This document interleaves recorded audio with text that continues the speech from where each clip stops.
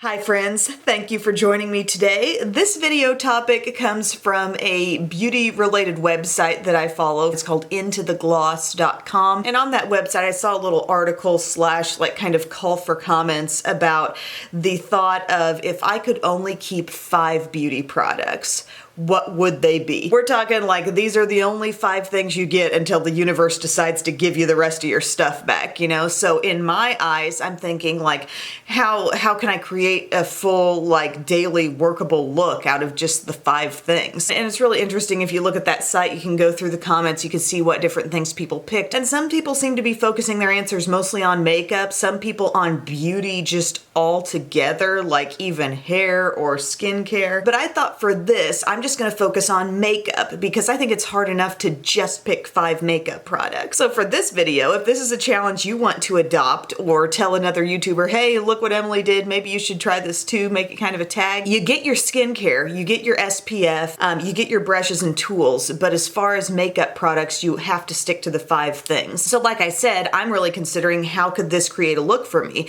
And as I sit here barefaced, yes, I'm gonna try to put a look together with these 5 things I've chosen, and hopefully, you know, if this was all I had, it would work. But I think this is a very revealing question slash video because it causes you to look super critically at the stuff you have and really boil it all down to only the things you think you need. Also, it's kind of funny how this worked out for me because every product but one is drugstore. And I didn't even mean for it to turn out that way, but pardon my French, I have some kick-ass drugstore makeup. First thing is my Bobbi Brown Vitamin Enriched Face Base. This is one of those products that I think really walks the line between skincare and makeup, but a lot of people see this as a primer. Some websites where you may buy this would categorize this as a primer, and I do think this is really important because it affects the look of everything going forward on my face. Clearly I believe in it because I'm just like, I'm scraping the side. I've been scraping the side for a few weeks now, and I just love this stuff. I'm fully convinced that it is the best way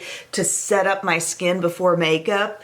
And sometimes if I want to use like a smoothing primer, or, you know, like a pore filling type thing, I can go on top of this and do whatever I want. But if I was really like confining myself with my makeup routine, I know that this is an important step for me, and I could even take the next step that I've chosen, blend it with this, and create like a BB cream slash foundation, I think, out of this.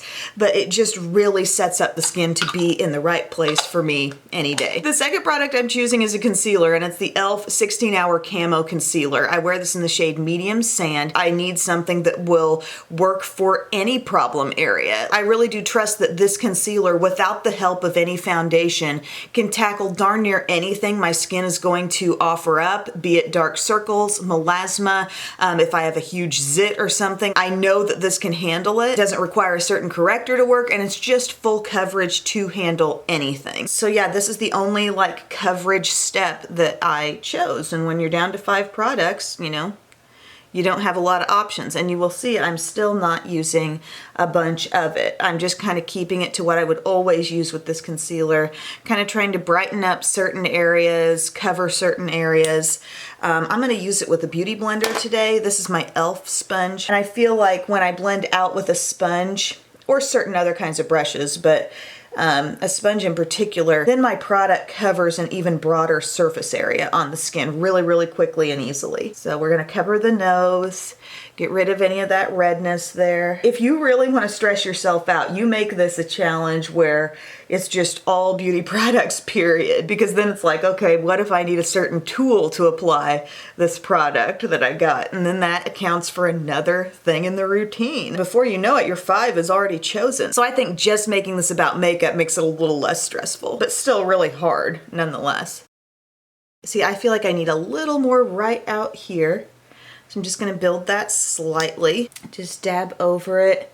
I really think a big key to making concealers like this work that are very full coverage and kind of have a dry down to them, you know, consider the fact that less is more.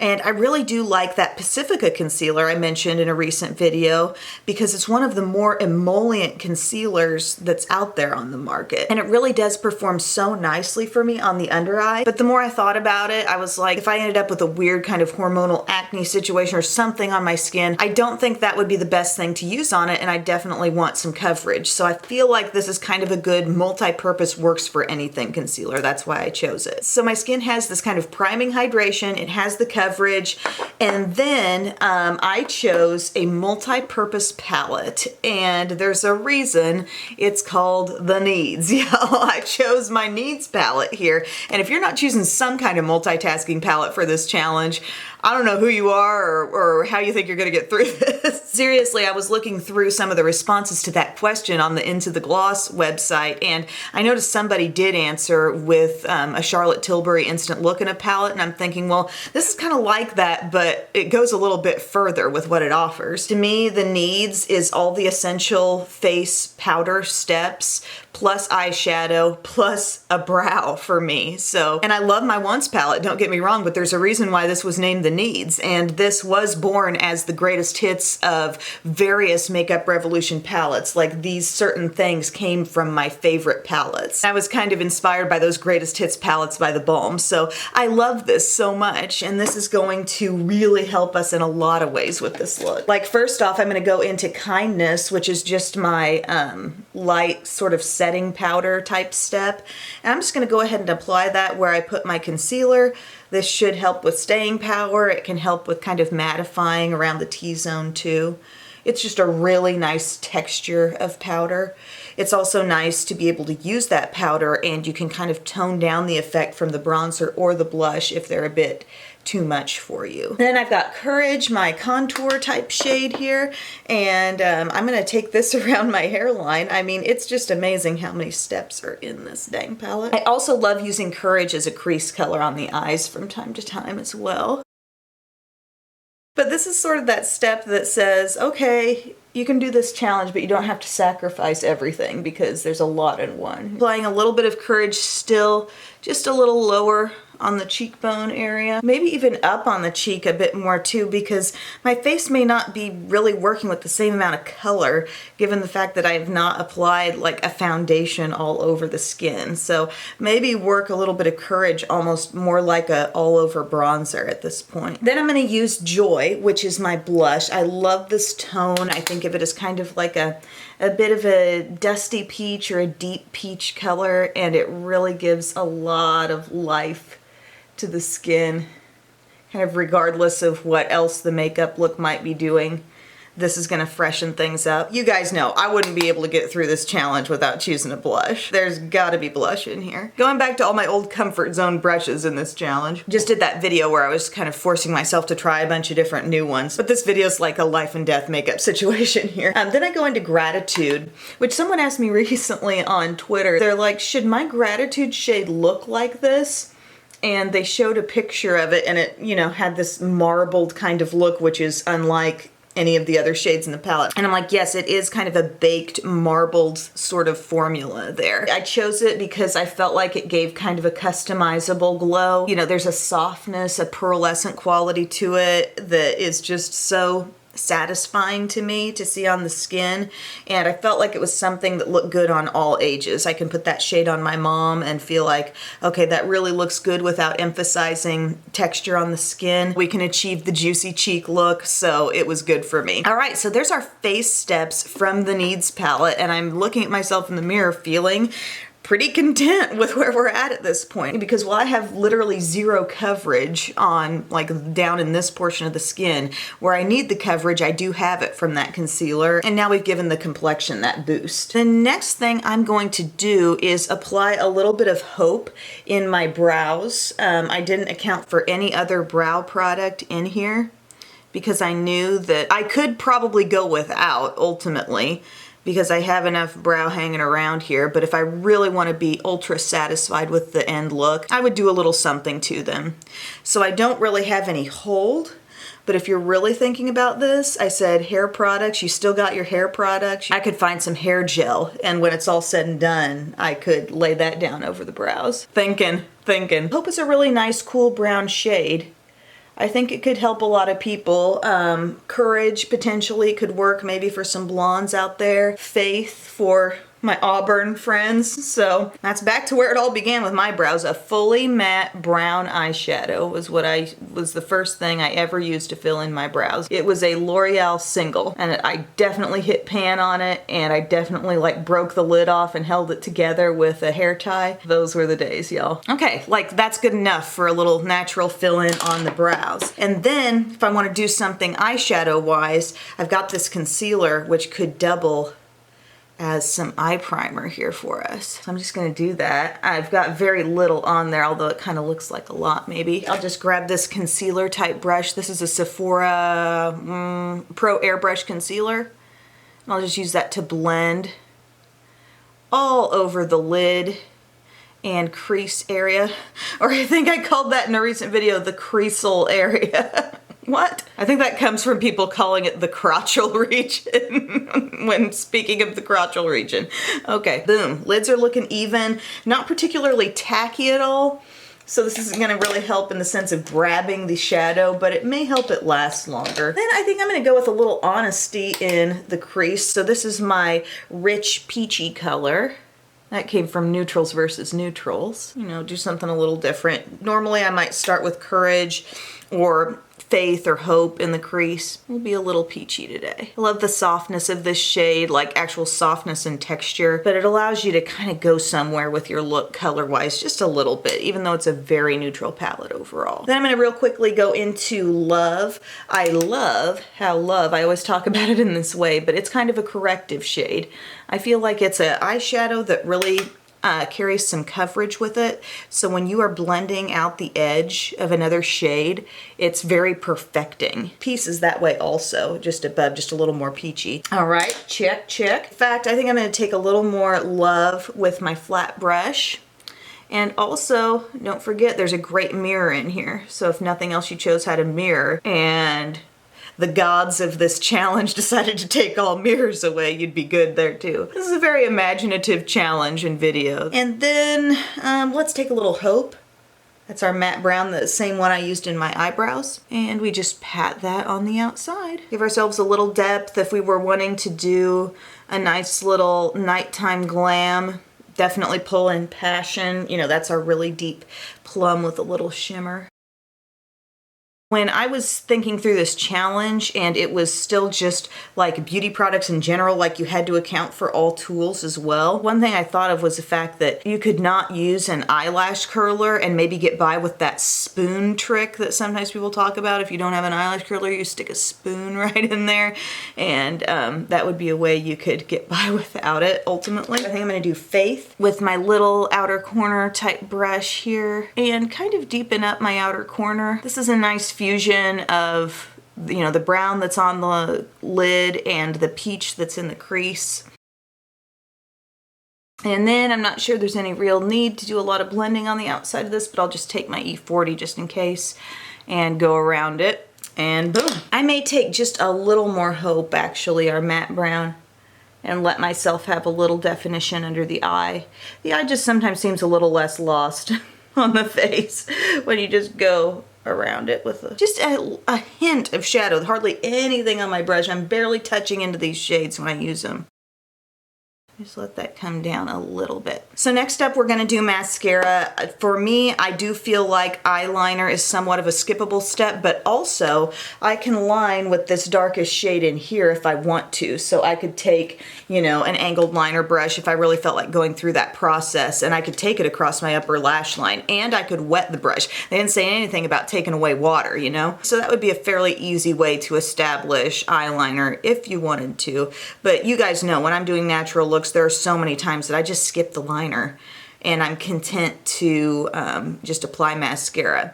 Also, yes, I am back to using my Tweezerman Pro Curl. I like the Laura Mercier, but I just feel like this might be giving me a little bit better curl. But the next thing I chose was CoverGirl Supersizer Mascara. This would be the number 4 product out of 5. I know it will lengthen, I know it will thicken and hold curl, and I can pretty much trust it on the lower lashes too, so it's one of the only mascaras right now that's like Okay, it's not a waterproof version, which I don't really like wearing waterproof every day on the upper lashes, but it can hang, you know, it can get me through a day of normal circumstances. I love what it does for my lashes. It's in a real sweet spot of age right now. This tube is probably like about 3 weeks old, and it's just reached that perfect point where it's building up so nicely, giving me such good length. Sometimes I feel like if I don't put liner on, that shows off more, like the feathery fan of lashes. But it holds curl better than most anything, and it gives me the best impact. And like I said, if we were being a real stickler and not letting tools be included, I would still choose the mascara, but not the lash curler, and I would use a spoon. See how satisfied I am with that kind of curl, but I know people talk about doing it in a pinch. But if you're not familiar with Supersizer, if you're new to my channel here, oh no, I got a little on my nose. Wah. I might go over that with a little kindness powder here. But this brush is different because it's actually flat without bristles on 2 sides. And then you turn it up this way, you can see some very short bristles. But basically what I feel like is as I'm applying it, the sides that don't have bristles kind of lay some product down, and then the other sides are responsible for combing it up through the lashes.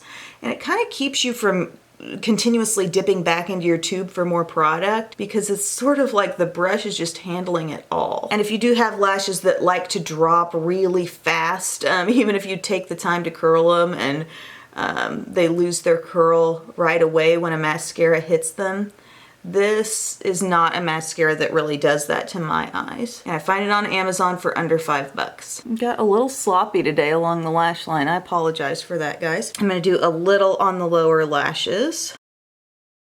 Okay, I'm all done fussing over the lashes. I'm happy with my result. I just love that mascara. And now we're down to our 5th and final product here. So it's gotta be lips, right? And the product I chose is kind of like my perfect My Lips But Better color, which I feel like just complements the natural look really well. Appropriate for any circumstance, I feel. This product is actually hydrating to my lips, which I think ultimately I'm gonna want that. As I was really trying to think minimal at the start, I thought maybe some sort of multitasking stick or lip and cheek stain, but I just thought I wouldn't be satisfied with something that was only going to stain my lips and not hydrate them. And then on top of it all, I think this gives a gloss-like shine, so it eliminates the need for an additional product like a gloss. So what am I talking about, y'all? Varnished Rosewood from L'Oreal. This is the Color Re-Shine line that I just got done talking about in a recent video. Products that seem more expensive than they are. This shade, this is going to pull the entire look together in an instant, so just watch.